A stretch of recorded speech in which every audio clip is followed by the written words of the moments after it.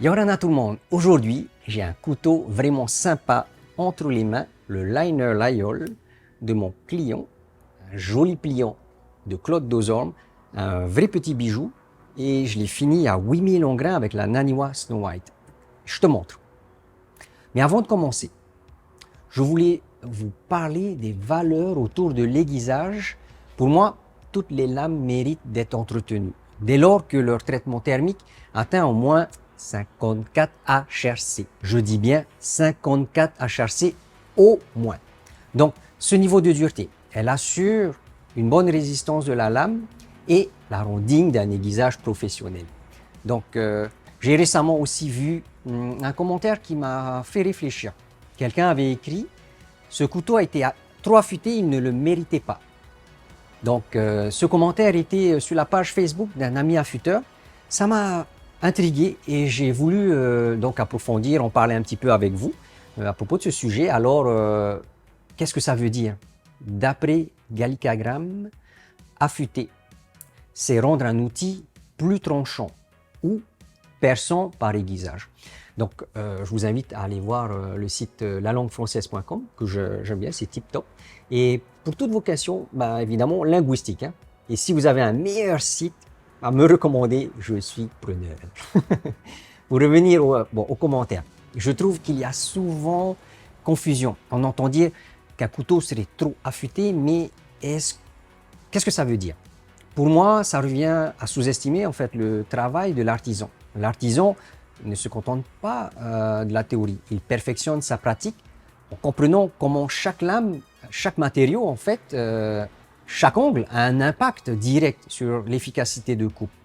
Dans mon travail, je définis un angle d'aiguisage en fonction des propriétés de la lame, sa dureté Rockwell, sa teneur en carbure.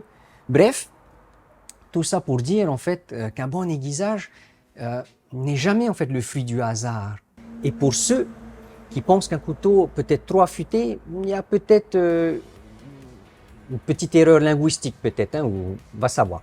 Sachez que même les lames à petit prix coupent souvent mieux à 12 degrés par côté. Les statistiques le montrent depuis plus de 10 ans. C'est incroyable. Donc même moi, je trouve ça assez fou, mais je le remarque même dans mon travail. Lorsque j'ose en fait, sur des couteaux, on va dire pas cher, premier prix, aiguiser un angle hyper aigu, pour dire simple.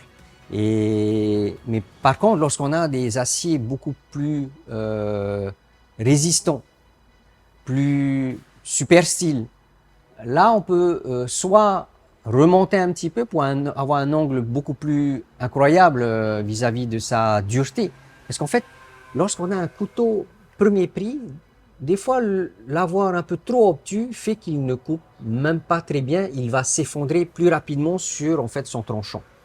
Et il faut savoir en fait utiliser un couteau qui aura tendance à être un peu plus souple, parce que même les couteaux super style, certains sont assez souples, difficiles à aiguiser, et donc on voit certains Américains prendre le jean et prendre le couteau et faire un peu du stropping, mais sur le jean. Et en fait c'est un petit coup à prendre, et quand un couteau est émoussé, qu'on arrive à affûter, reprendre au cuir tout simplement, des fois c'est magique.